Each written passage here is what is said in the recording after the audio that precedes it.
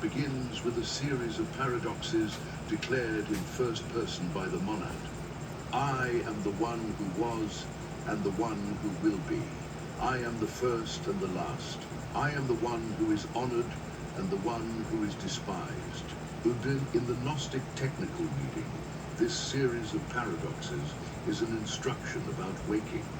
The monad speaks at the waking threshold because it is in this moment that the intermediate covering can hear it with the least interference.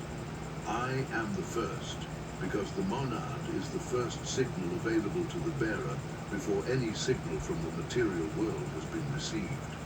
I am the last because the monad remains accessible even at the end of the day, but with increasing interference. Thunder Perfect Mind, by speaking at the waking moment, is describing the window in which the monad can be received most directly.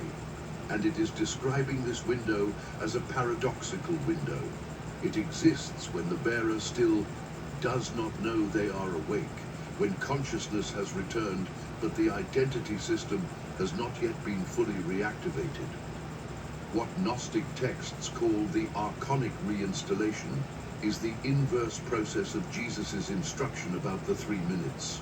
The archons know that the waking window is the moment of greatest vulnerability to the monad. From their perspective, it is the moment when the spark bearer could most easily escape the field state that the archons need to maintain their influence. The archonic solution is not to close the window directly, as that is beyond their capacity.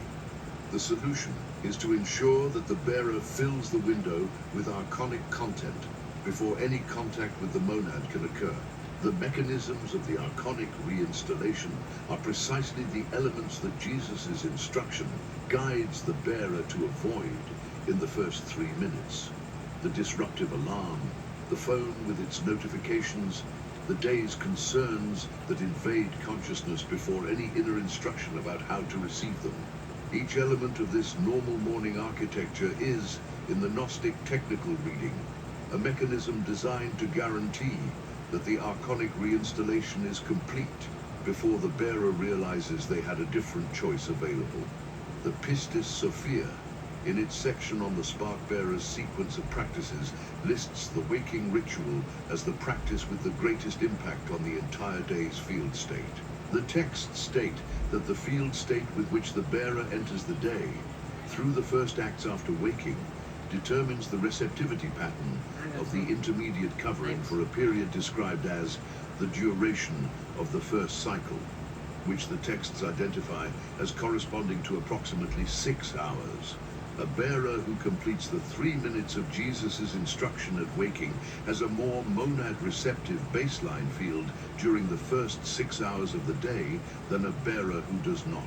A bearer who instead fills the first 3 minutes with the mechanisms of the archonic reinstallation has a more closed baseline field during those same 6 hours.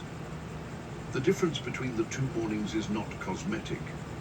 It is the difference between a day when the monad has access to the bearer and a day when it does not.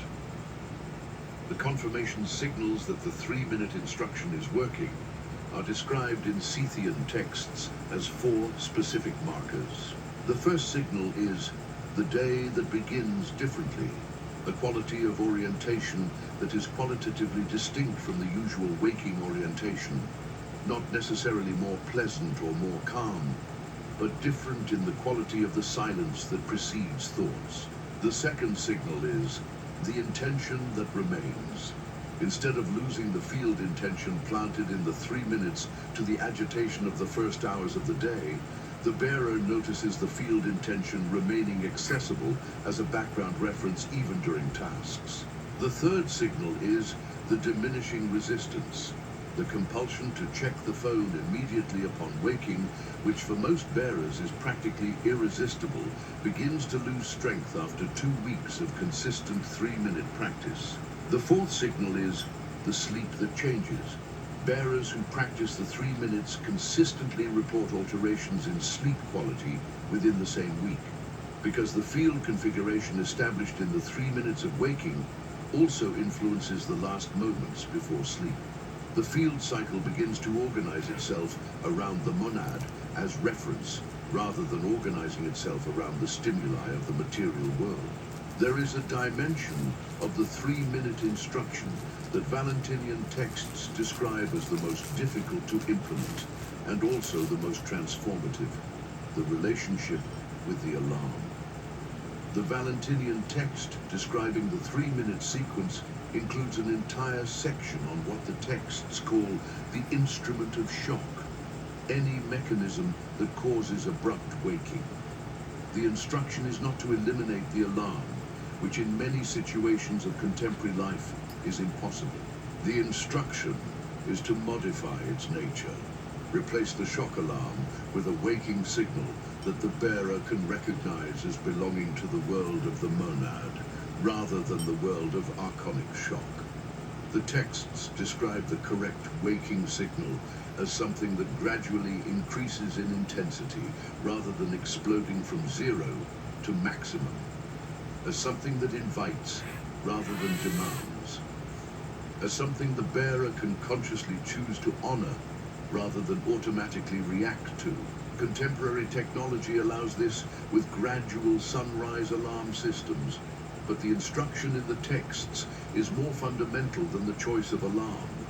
It is about the internal orientation with which the bearer receives the first waking signal, the difference between waking in reaction and waking in choice.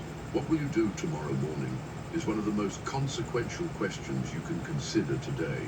The Gnostic texts that reached you through 2,000 years of suppression, of library destruction, of council condemnations, and of systematic erasure of practices by religious institutions that needed the spark-bearer to never discover the extent of their own receptivity to the monad, preserved this instruction specifically because it is the most foundational of all.